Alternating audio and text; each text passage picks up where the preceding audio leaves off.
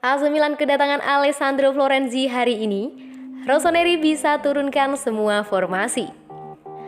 AC Milan akan kehadiran rekrutan terbarunya Alessandro Florenzi hari Jumat ini. Media-media Italia kompak meyakini bahwa negosiasi AC Milan dengan AS Roma untuk transfer Alessandro Florenzi di bursa transfer Liga Italia pada musim panas ini telah selesai. Datang dengan formula pinjaman dan opsi perekrutan permanen, Alessandro Florenzi dijadwalkan menjalani tes medis dan segera diperkenalkan sebagai pemain baru AC Milan pada hari ini. AC Milan dikabarkan hanya mengeluarkan 1 juta euro sebagai biaya pinjaman Florenzi. Kelak jika ingin membuat status permanen, AC Milan juga harus membayar 4,5 juta euro. Alessandro Florenzi jelas bukan sebuah transfer super kalau dibandingkan dengan perekrutan Manuel Locatelli oleh Juventus atau Edin Dzeko oleh Inter Milan. Akan tetapi, kedatangan Florenzi bakal membuka dimensi AC Milan seluas-luasnya. AC Milan bahkan bisa dianggap bakal mampu bermain dengan formasi apapun setelah merekrut pemain berusia 30 tahun ini. Formasi andalan pelatih AC Milan Stefano Pioli adalah 4-2-3-1. Florenzi bisa masuk ke formasi ini sebagai cadangan atau kompetitor David Calabria di pos bek kanan.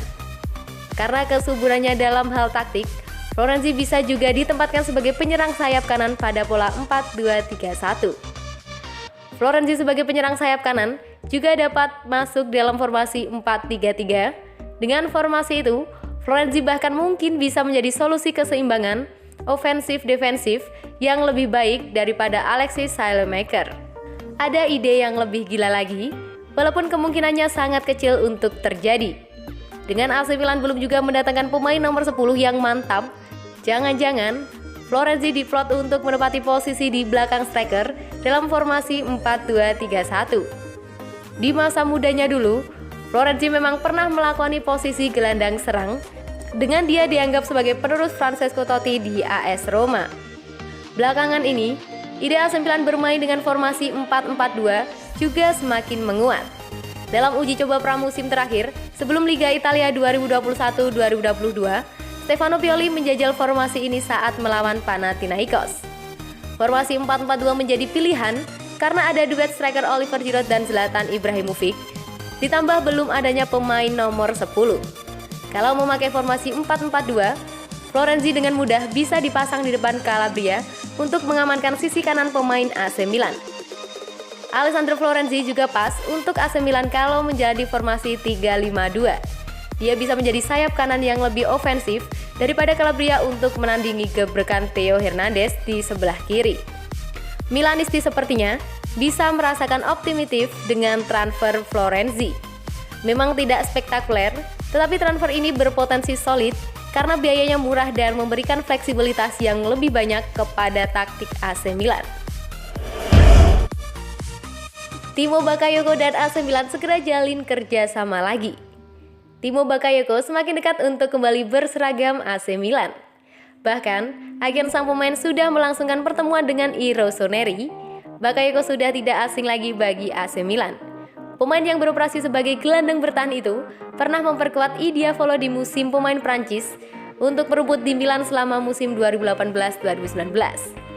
Kala itu, Bakayoko tiba di San Siro dengan status pinjaman dari Chelsea. Di awal perjalanannya, berseragam merah hitam, pemain berusia 26 tahun itu tak lantas memberi penampilan mengesankan. Baru setelah beberapa pertandingan, ia menjelma sebagai monster di lini tengah AC Milan yang kala itu masih diarsiteki legenda mereka yaitu Gennaro Gattuso. Performa yang apik sempat membuat AC Milan kepincut untuk mempermanenkannya. Sayang, kesepakatan gagal terwujud setelah The Blues mematok mahar yang sulit dipenuhi Rossoneri. Selepas angkat kaki dari San Siro, Bakayoko lantas kembali disekolahkan Chelsea ke klub lamanya yakni AS Monaco selama 1 musim. Ia kemudian melanjutkan petualangannya bersama Napoli di musim 2020-2021. Kini, setelah Napoli tak menunjukkan gelagat untuk mempermanenkannya, AC Milan mencoba mengambil kesempatan untuk CLBK dengan Bakayoko. Antara Rossoneri dengan Bakayoko sejatinya memang sudah lama ingin balikan. Bahkan, dalam beberapa kesempatan, Bakayoko kerap melempar kode untuk mendapat dipanggil di Pinang oleh AC Milan. Apa yang diimpikan keduanya mendekati kenyataan.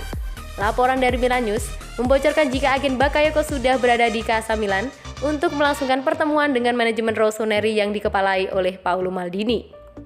Laporan yang sama mengungkapkan jika ide memulangkan Bakayoko kembali mencuat setelah Chelsea secara sepihak memperpanjang kontrak Bakayoko hingga tahun 2023.